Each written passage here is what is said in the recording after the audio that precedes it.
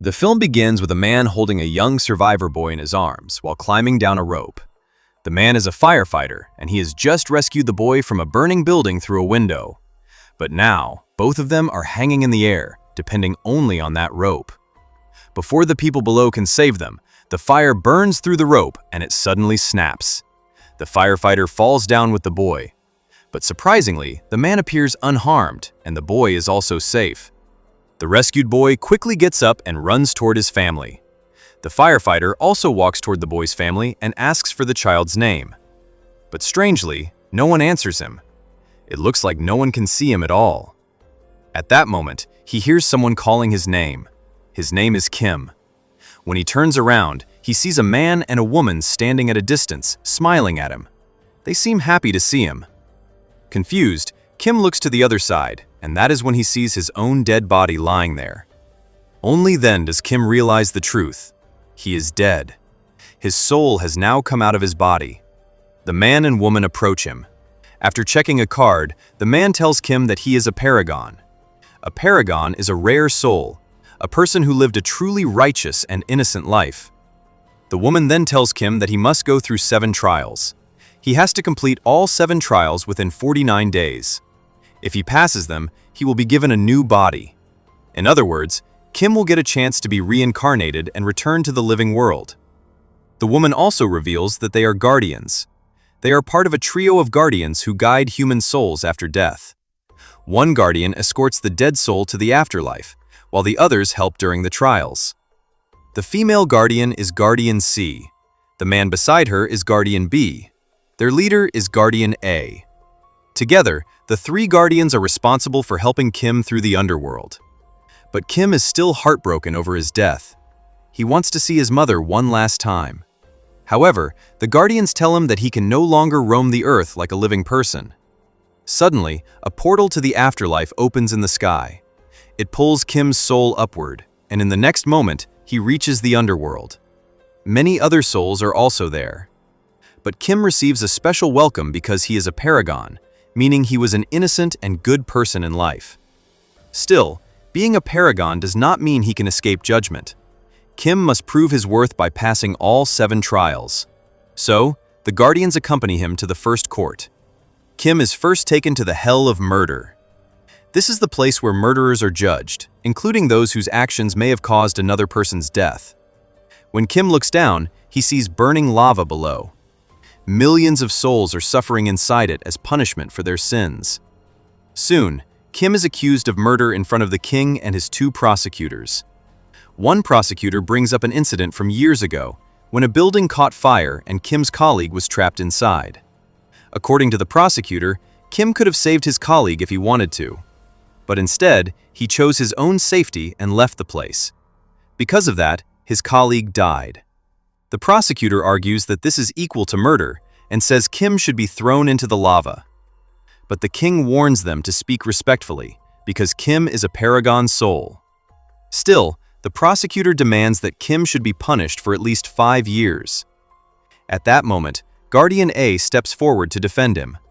Guardian A says they must investigate what really happened that night. Kim's colleague was trapped under heavy debris, and Kim did try to save him. But no matter how hard he tried, he could not lift the debris. Then Kim heard his colleague's voice. His colleague told him that he could not lift the stone and asked him to go save the others instead. Because of that, Kim carried another victim out of the burning building. That night, Kim saved 8 people. He fully intended to return and save his colleague too. But before he could go back, the building collapsed. His colleague's death was not murder. It was a tragic accident. After hearing the truth, the court declares Kim innocent. He is acquitted from the hell of murder. After that, Kim and the guardians leave on a boat and travel toward the next trial. Kim's next judgment takes place before the god of indolence. This hell judges those who wasted their lives. It questions whether a person was lazy, careless, or whether they truly used their time on earth in a meaningful way. On the way to the next trial, Kim asks the guardians why they are helping him so much. Guardian C explains that King Yomra made them a promise. If the guardians successfully reincarnate 49 souls, they too will be given a chance to return to Earth. But for that to happen, They must guide each soul through all 7 trials within 49 days. When a human dies, they must pass 7 trials in 49 days. But this special chance is not given to everyone. It is reserved only for paragons, the rare souls who lived innocent and righteous lives. Only paragons are allowed to receive the help of guardians during their judgment. Kim is their 48th paragon soul, which means the guardians are very close to earning their own reincarnation. But Kim says he does not want to be reincarnated. The guardians tell him that it is not his choice. Only King Yomra has the power to decide whether a soul can return to life. Soon, they reach the Hell of Indolence. This is where Kim faces his second trial. The goddess of indolence begins reviewing his life. She sees how Kim risked his own life again and again to save others. He worked tirelessly as a firefighter, never hesitating to run into danger. Seeing this, the goddess is pleased. Then she asks Kim one simple question. Why did he work so hard? Kim honestly replies that he did it all for money. The moment the goddess hears this, she becomes furious. She asks him if money was his god and immediately declares that Kim deserves punishment. Kim is standing on a log platform above a dangerous waterfall. Suddenly, the platform tilts and he begins falling toward the water below. When Kim looks down, he sees many souls suffering terrible punishment beneath the waterfall. He becomes terrified and nearly falls, but Guardians A and B catch him just in time. The Guardians quickly explain the truth. Kim did work hard for money, but not out of greed. He worked day and night without rest to earn money for his sick mother. He also needed money to support his younger brother's education. Every sacrifice he made was for his family, not for himself. After hearing this, the goddess of indolence understands his real intention. Kim did not worship money. He used money as a way to protect the people he loved. So, the goddess forgives him, and Kim successfully passes his second trial. After that, they leave for the Hell of Deceit, where liars are judged and punished. But while traveling by boat, they are suddenly attacked by ghastly creatures. The Guardians are shocked because something like this has never happened before. Guardian A quickly realizes what it means. A direct relative of Kim must have died with resentment on Earth. That vengeful spirit is now creating chaos in the afterlife. If this continues, Kim may not be able to finish his trials. So, Guardian A decides to go back to Earth and investigate the matter. Guardian A leaves immediately, while Guardians B and C continue taking Kim to his next trial. In the Hell of Deceit, Kim is accused of lying. The court brings up the colleague who died during the building collapse. After his colleague's death, Kim had written fake letters to the man's daughter, pretending to be her father. He hid the truth about her father's death from her. The prosecution claims that when the daughter eventually discovered the truth, she was deeply hurt and devastated. They also reveal that Kim had written letters to his own mother, lying that he was happily married and had a son. In reality, Kim had left home 15 years ago and had not visited his family since then. When the court asks why he told those lies, Kim stays silent. Because he does not answer, deadly vines begin wrapping around him, preparing to cut out his tongue. But Guardian C immediately interrupts and defends him. She admits that Kim wrote fake letters, but says he never did it for his own benefit. He did not want his colleague's young daughter to grow up with the pain of knowing her father was dead. She was still a child, and she needed hope so she could focus on her studies and move forward in life. Those letters gave her comfort, happiness, and strength. She grew up well, and when she finally learned the truth, she did not hate Kim. Instead, she felt grateful. Guardian C also explains why Kim lied to his sick mother. He wanted to give her hope. By believing that her son was living happily with a family of his own, her health began to improve. Kim's lies were not selfish. He lied to protect others from pain. He lied to keep them alive, hopeful, and happy. After hearing the full truth, the court declares Kim innocent. He passes the trial of deceit, and the Guardians move forward with him to the next judgment. Meanwhile, Guardian A reaches Earth and begins investigating the strange disturbance. There, he discovers a shocking truth. Kim's younger brother is dead. Guardian A summons his spirit and asks him how he died. He also asks where his body is buried. But Kim's younger brother has become a vengeful spirit, and instead of answering, he runs away. Guardian A immediately chases after him, knowing that his death may be the reason the afterlife has fallen into chaos. Unable to catch Kim's brother, Guardian A uses his powers to investigate how he died. Through a vision, he sees Kim's brother with a fellow soldier. They are close friends, and at one moment, they even hug each other warmly. But suddenly, the soldier's gun goes off by accident. The bullet hits Kim's brother, and the soldier panics. He immediately runs to bring his senior officer, hoping they can save him. When the senior officer arrives, Kim's brother is still alive, but his condition is critical. The soldier explains that it was an accident, but the senior officer becomes afraid for his own career.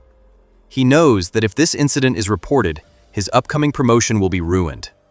So instead of saving the wounded soldier, he decides to cover up the crime. The senior officer convinces the young soldier to hide the truth. Together, they take Kim's brother into the forest and bury his body there. No one else knows where he has been buried. The next day, the military visits Kim's mother and lies to her. They tell her that her son deserted his post and ask her to inform them if he contacts her. In this way, they frame an innocent man as a deserter. After discovering the truth, Guardian A finally catches Kim's brother's spirit and binds him to a tree. He tells him that he must come to the afterlife, or Kim will suffer during his trials. But the spirit becomes angry. He asks why he should care about the brother who abandoned them 15 years ago. He refuses to go with Guardian A and says he only wants revenge on the people who killed him. Then he reveals something even more painful. He says he was still alive when they buried him. Hearing this, Guardian A is shaken because it reminds him of a painful memory from his own past when he was still human. Guardian A then takes the spirit with him and shows him something happening in the living world. The soldier who accidentally shot him is now drunk and standing outside Kim's mother's house. The soldier gives her a map with a red mark on it. That mark shows the exact place where Kim's brother's body is buried. He does this because he was never truly evil. He was his friend, and the guilt has been destroying him from the inside. Overcome by regret, the soldier tries to take his own life. Kim's brother's spirit cannot bear to see this and begs Guardian A to save him. But Guardian A refuses at first. He says guardians are not allowed to interfere in human affairs. It is against the rules. The spirit desperately shouts that if Guardian A saves the soldier, he will do whatever he asks. Hearing this, Guardian A finally breaks the rule and intervenes. He cuts the rope and saves the soldier's life. Meanwhile, in the underworld, Kim has already passed 3 trials. He is now taken toward the 4th and 5th trials, but both are skipped for him. These are the hell of injustice and the hell of betrayal. They judge people who were cold-hearted or betrayed others. Since Kim never committed these sins, he is allowed to move forward without judgment. Next, Kim faces the 6th trial, the hell of violence. Here, he is accused of beating his younger brother when his brother was weak, malnourished, and sick. Kim remains silent. Even Guardians B and C do not know the full truth behind this incident.